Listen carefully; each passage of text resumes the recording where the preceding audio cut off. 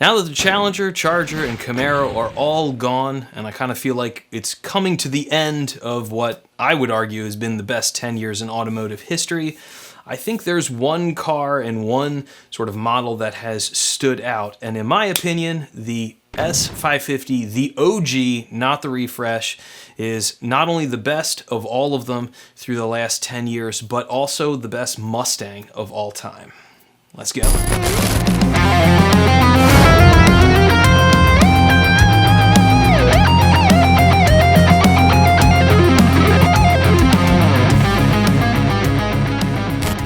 For 8 years, I had a 2016 Mustang EcoBoost, 90,000 miles out of it. No, it never went EcoBoom. I'm not an idiot. I didn't modify it. I just drove the car and enjoyed it as stock. Stock clutch, still doing strong even after all that stop and go traffic. What a solid car with only one repair in 8 years. The mass airflow sensor went. That was it. Recently, I just got a 2016 Mustang GT Performance Pack convertible, and the Coyote and this car with the Performance Pack and everything that you get there really has lived up to the expectations for me. So, why is the S550 the best of the last 10 years and of all time? Now, I've never been a Mustang guy. I definitely preferred the boxy Camaros and then even the catfish Camaros over anything that Ford was doing with the Mustang. The refreshed Camaros and then Mustang back in the aughts and into the early 2010s, I didn't like either. Just thought the styling was super awkward, and the interiors, especially the Mustang, were just atrocious, just such poor quality. And then the S550 rolled around in 2015, and I just fell in love with the styling. And there's a few different reasons why I really think Ford nailed it with the original design, and everything since then has been just messing up what they already had. You know, the first thing here is Ford clearly put a lot of money and a lot of time into redesigning the car. The quality of interior in the previous gen versus the S550 is like night and day. The other one is laughable rental car, and the Mustang is kind of like European car from like 2005. So still maybe arguably 10 years behind the curve, but for an American car, it's pretty damn nice inside. The overall design just nailed everything that they were going for with this sort of retro meets modern. You've got anything that looks like metal actually being metal in the interior. You've got the double bubble dash design, which is Mustang. That is what the interior should be. And then you've got the sort of airplane theme that runs throughout the car. So if you guys didn't know, and I'm like a huge history buff, the Mustang is only called a Mustang because of the P-51 Mustang, which was arguably the best fighter of World War II. It's the prop fighter that shot down German jets. It's the plane that helped beat the Nazis. So just from my perspective as somebody who really cares about history and that sort of heritage, slapping the name Mustang on a car already gives it a ton of sort of heritage and meaning, and then the fact that the Mustang invented the whole pony car segment and was a huge deal into itself now, just in automotive history speaking, nowhere nearly as important as beating Nazis, obviously. Leaning into that sort of theme is really, really cool. So yes, the fact it says ground speed on the speedometer I think is super cool. The fact it says revolutions per minute on the tach, like a fighter plane would, is cool. The switches are fighter plane switches. The headlights are clearly designed to look like nose art from like a P40. That is freaking cool. It just objectively is. Massively improved build quality in the interior, plus all of these little touches, you know, just leaning in from like an artistic standpoint, right? There are all these little themes that are coming together. That front end, really aggressive, those headlights that look like the eyes off of a World War II fighter plane, just fucking badass. And the refresh ruined it. I don't like the way they extended the nose. It gets this weird, awkward snout. Changing the corners of the headlights ruined this sort of fighter plane nose art aesthetic. It's just tinkering and changing and messing up a theme that was already really, really well done. It's not adding anything to it. Now I'll admit, the refresh rear end with the quad exhaust is better. It's better. But that doesn't remove the fact that they ruined the front end of the car.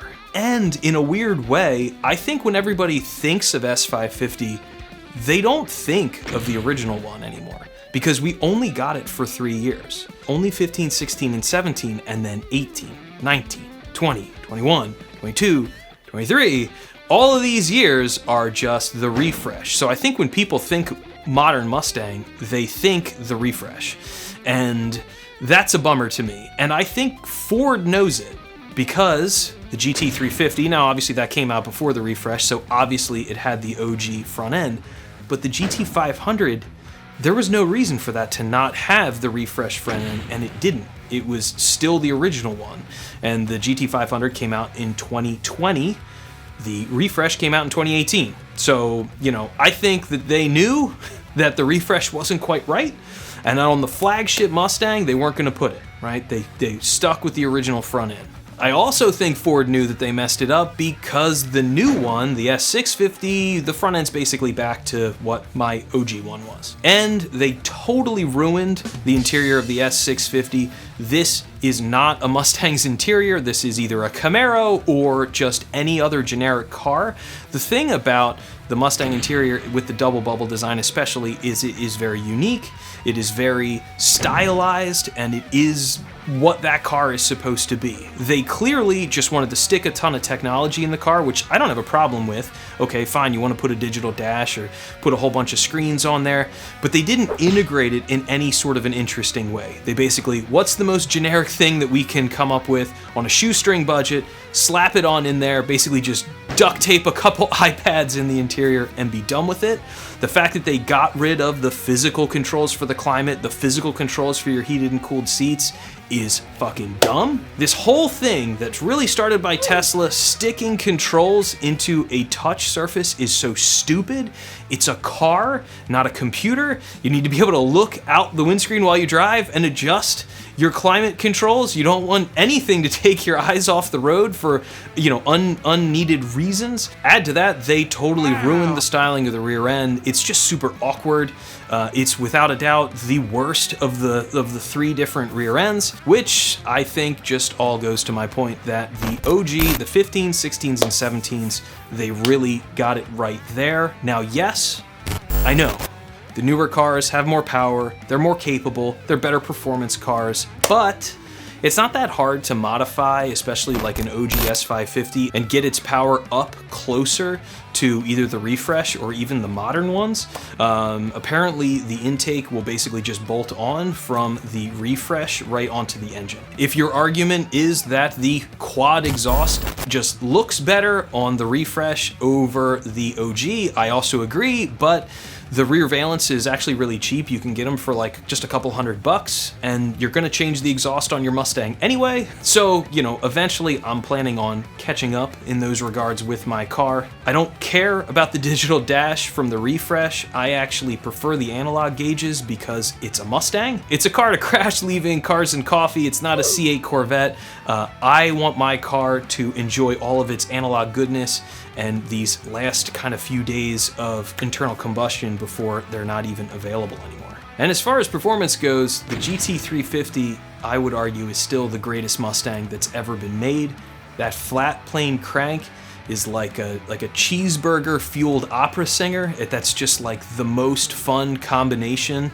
I wish I could afford or daily drive a GT350. If I could do either of those things, I would have actually bought one. The Voodoo is incredible. That's such a special motor. Yes, I know the GT500 is even faster. Yes, the Dark Horse is really cool, actually. That GT350, especially the R, that's the special one. I think that's the one that is gonna just skyrocket in value in 15, 20 years from now. And damn, I wish I could afford one, but I can't, and you can't daily the Voodoo engine anyway, so I'll just take my Coyote. I'm very content with my car and 435 horse. That's plenty of power for me to get into a ton of trouble already as it is. So let me know what you think. I know a lot of people, when the S550s were launched, didn't like it because it did look a lot like a Ford Fusion. Like I said, obviously I made a whole YouTube video about it. I think they crushed it styling wise, but I'm curious to hear what everybody else thinks out there in internet land. If they think the OG S550 is aging as gracefully as I think it is, or if they're more into the refresh or Camaro or blah blah blah. My channel is mostly shreddy guitar stuff and not car videos, but I just got my GT performance pack and wanted to make a couple videos about cars and my opinions about things, and so I'm just kind of churning these out. If you like my vibe, hit like and subscribe. I'd appreciate the support. That'd be cool. And I'll see you in the next one. Woo!